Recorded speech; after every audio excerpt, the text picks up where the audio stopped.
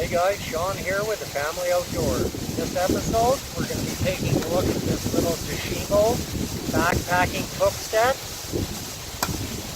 Our conversation for today is going to be bushcraft and how it's changed from the traditional sense of the word. Stick around.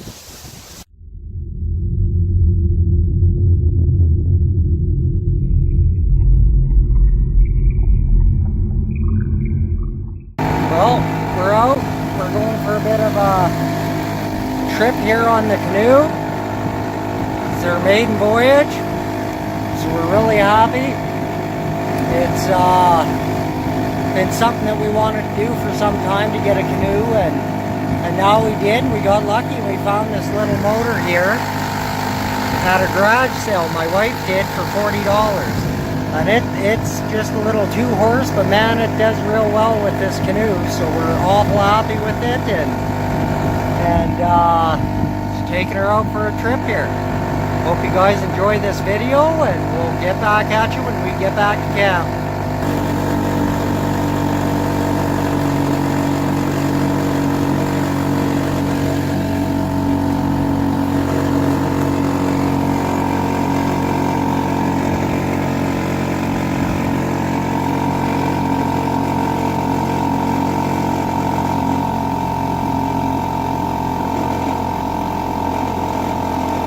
Well, I was at work the other day, and I got a flash deal pop up on Amazon for this toshimo backpacking cook set. Izzy tried to run the camera over. And anyway, so I got it for, I can't remember if it was $15 or $20, wasn't very much anyways. So I decided to pick it up. That's the piece that we are going to be making our tea with today. So, the whole kit comes with, if I can get it out of the bag here, a mesh carrying case. You got a lid that serves as a cup. It's got the little heat-resistant handles on it. These are all non-stick coated. I know some of you guys don't like that, but it also comes with this little butane burner. Just a little cheapy, but hey, they work all the same. It's actually, you know, not a bad little set. It's got a little striker on there. The legs flip out. So that comes with it. And then of course you also have the bottom bowl. So nice little set. This is what we're going to be using for our tea time video today, to make some tea, test this new product out, see how it does. We're out here doing a bit of public camping at Betta Lake Park.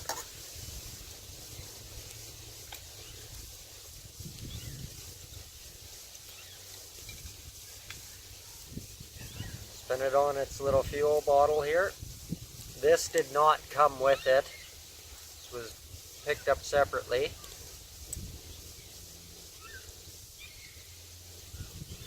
One thing I noticed right away that's different from like my MSR one is there are no wind deflectors, and today it is quite windy, so that might be an issue. We will see.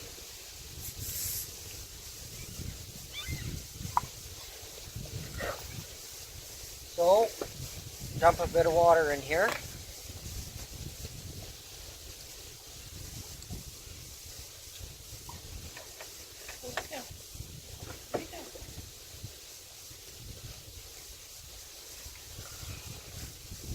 Get this turned on.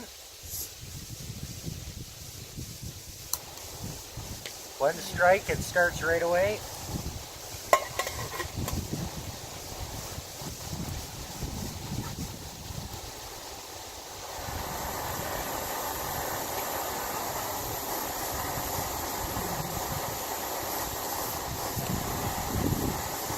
So we've got everything on now for our tea to boil. I'm going to be having spruce needle tip tea again. We'll give this some time to get going, and once we have our tea, we'll start in on our topic.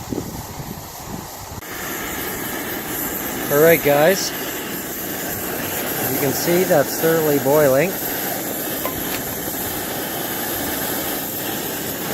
Take it off there now, set it aside.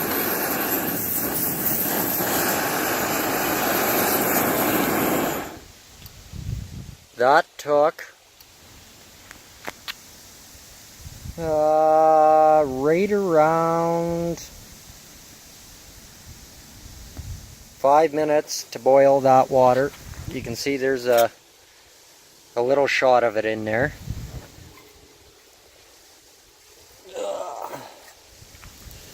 Not full by any means, but it boiled it up really quickly.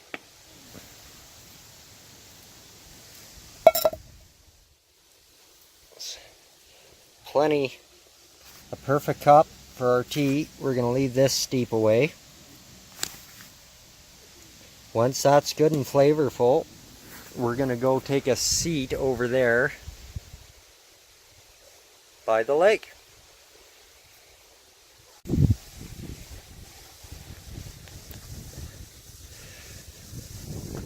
Little view over the lake here while we're waiting for the spruce tea to steep away there a little bit. You guys seen a brief little intro video there of the maiden voyage of our canoe.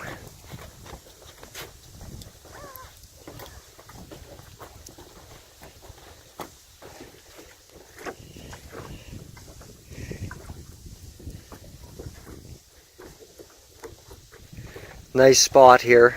It's quiet. Usually there's nobody else here. So we enjoy coming out here. I'm not much of a fan of public camping because I'm just not much of a fan of people in general, especially when it comes to camping. You have everybody in their big RVs and, you know, music thumping, all that kind of stuff. We kind of got away from the traditional sense of the word of camping. With that being said, that's our topic for today, that I wanted to talk about how we've strayed away from bushcraft in the traditional sense, with all the different gear and gimmicks and different stuff that we can now get, that everybody, you know, tries to utilize and take hold of. And not saying it's a bad thing, but there definitely has been an evolution of bushcraft for sure, that you know, it's not used in the traditional sense anymore like it used to be. We'll touch a little bit more in depth on that here in a minute. Hope you guys enjoy this video. It's nice to get some time to come out and do these again. I've been awful busy at work, so this is kind of a bit of a treat.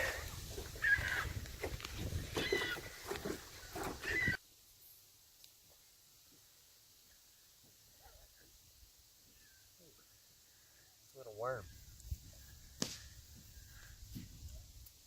Alright, so bushcraft and the changes it's undergone. Tea is really good. So bushcraft in the traditional sense, you have few tools. You've got a source of ignition. Most people carry a ferro rod. Flint and steel is another popular one. In the real roots of bushcraft, you use bow drill, friction fire, hand drill, stuff like that, right? So you have a few basic tools. Like I said, you've got something for combustion, whatever it is that you choose. If you're really hardcore, you're doing friction fire, stuff like that, but most people will always have a source of ignition. The two other big popular ones are a good, strong, full tang knife, like this SGB that my wife bought me. Full tang, beautiful knife. A knife is very important when it comes to bushcraft. The other tool is often used is an axe, a boy's axe, a hatchet, or a full-sized axe, depending what you want to carry with you, how much weight. And lastly, but not always, is a saw. Whether you just pack the blades and build your own frame when you're out in the field, or if you use a collapsible frame, that part is kind of up to you. But those are your basic tools when it comes to bushcraft. Now, what I'd like to touch on here in this video is talking about how bushcraft is modernized and changed. Maybe for the better, maybe for the worse, but it's definitely changed. You check out YouTube and all the different bushcraft videos, and it's full of gadgets and gear. Everything from little stoves like I just showed you here today. Great little stove, great little product, nice little kit. Strays away from bushcraft in the traditional sense of having just a billy can and using that solely as your main cook system. You have everything from Kelly kettles. You can see up here, along with the BioLite, makes a whole line of different stoves. There's gasifier stoves. There's a whole different array. The bush boxes. There's a ton of different little camping stoves that are often included now in everybody's kit for bushcraft. They're great items. You know, same with the different cook systems. You can get,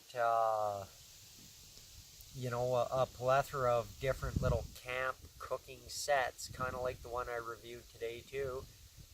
Or you know, with frying pans and pots and all sorts of that stuff. Even the little grills like the Expedition Research that you've seen in a lot of my videos. These are all items that stray from the bushcraft in its traditional sense. There's nothing wrong with any of these items, but it's definitely a change to bushcraft. Very seldom anymore will you see anybody going out to do bushcraft without any of these kind of gadgets or items. And if they do, it's not even aimed towards bushcraft anymore. It's a minimalist camp or a survival camp or something along them lines, where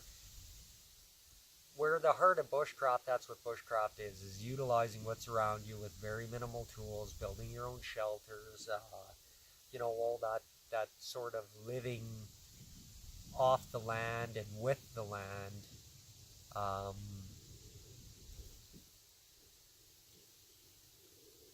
It's a change that is definitely, you know, not going to reverse. Everybody likes comfort, creature comforts when they go out. You can see there's everything. I'm no different. I like gear. I have different gear for different camps. I've got a pack that you guys have seen in one of our previous videos of me basically dumping my pack and showing you guys what's inside it. And you'll see I got a lot of gadget type items in there. Chair. I really like that Helinox one knockoff. Beautiful chair. It's nice to be able to sit comfortably when you go out, especially if you're out for a prolonged period of time. It takes a lot of stress off your back when you can sit comfortably. It's a great thing to have. Very little weight, little to no weight. The cook sets are obviously fantastic to take out with you. Everybody loves cooking. Cooking is a more modern thing with bushcraft again, that everybody's caught up on the bushcraft cooking. They absolutely love it, and it is a unique skill. Sometimes we bring a lot of gadgets and stuff like that into play when we're doing it though, but I think at the end of the day, the key important thing to remember when you're doing this stuff is that you've got to enjoy what you're doing, whether you're somebody who likes the traditional bushcraft and you go out with very little, or you're somebody who likes gadgets and toys and different stuff like that. There is no right or wrong when it comes to this stuff. It's just getting out there and doing what you enjoy. It is important to recognize the change, though, or the difference in it. There's a lot of skill to learn when you're going out with a very, very basic set of tools and gear, as opposed to going out with a lot of different gadgets and creature comforts to make your life easier. I mean, the two are incomparable, but neither one is right or wrong. It's just the style you like and what you're into, and whatever it is that you choose, that's great. There's nothing wrong with it either way.